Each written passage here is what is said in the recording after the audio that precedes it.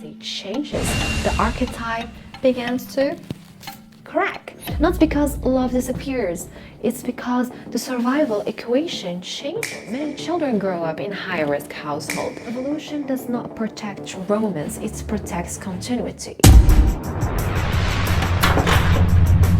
2 years ago, in the New Age arts performance that I performed, I thought I was talking about the future, artificial wombs, lab-born children, digital intimacy, the end of romance.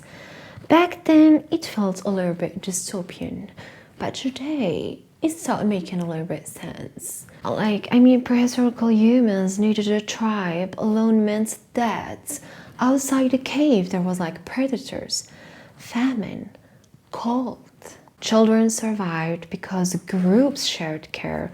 This is what anthropologists call the cooperative breeding. Shared resources, shared responsibility, belief system held the group together, religion functioned as social glue, shared myths synchronized behavior. When someone treated that stability like independent thinkers or healers or those who challenge norms, societies often reacted very harshly. I'm going to give you an example. The witch trials in Europe, 15th and 18th centuries, executed tens of thousands of people, a reflection of how societies control deviation from the system.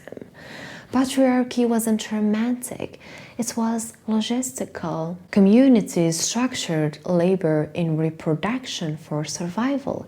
People carried roles shaped by danger and scarcity.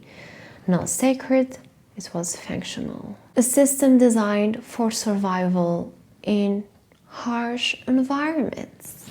Then the environment changed. Industries replaced the hounds, factories replaced fields, war replaced order, World War II. Catastrophe. But also, it was a rupture. Millions of women entered the workforce to sustain production. After the war, female labor participation continued to grow. Women gained voting rights, education expanded, contraception separated sexuality from reproduction, autonomy enters the body, dependency changes, the archetype begins to crack.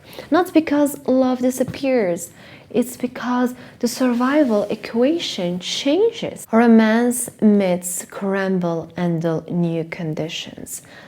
Not romance, the nuclear family, a social ideal, no longer defines survival or reproduction because we see divorce rates rise, birth rates fall, the demographic transition, mortality drops, education rises, independency grows, fertility declines, social rituals evolves. Back in the days, there was bars, pubs, after work drinks, social infrastructure for maintaining connection.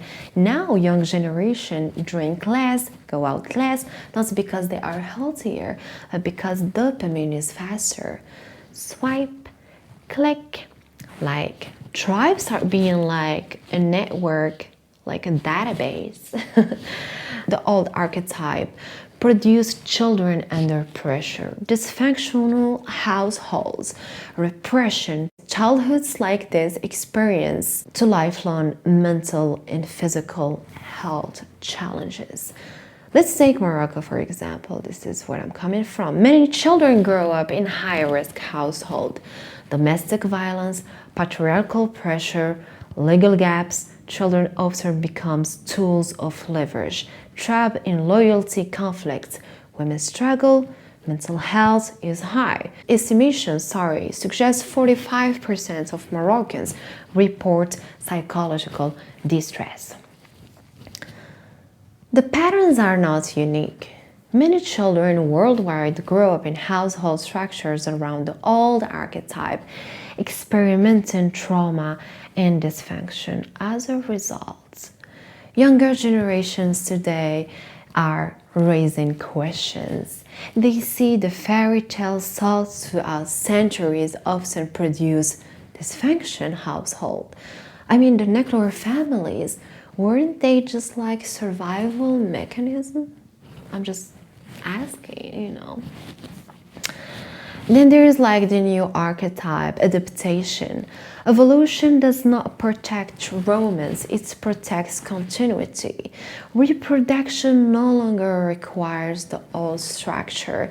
Today we have the EVF, artificial womb, gene editing, lab-born children very soon, non-binary futures, optional marriages, then optional reproduction.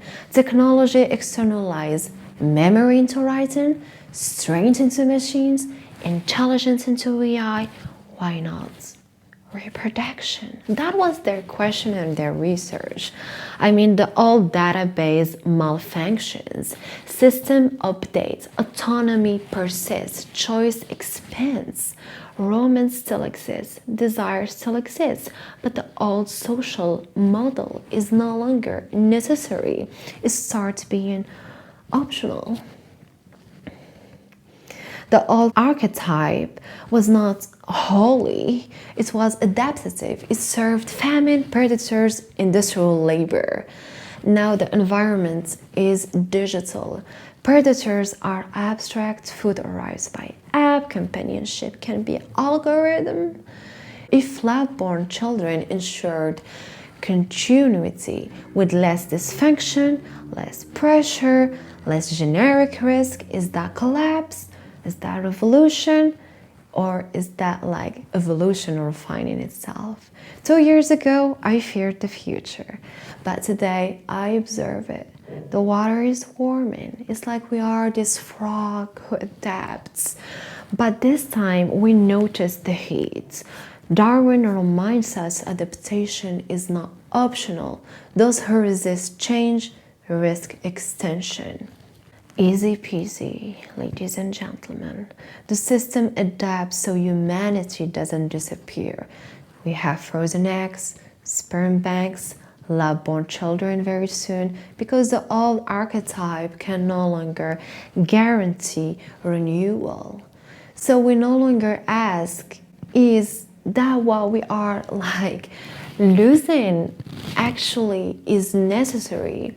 The question is not the chicken or the egg, or should we still teach our children how to light a fire with stones? We can, but do we need to?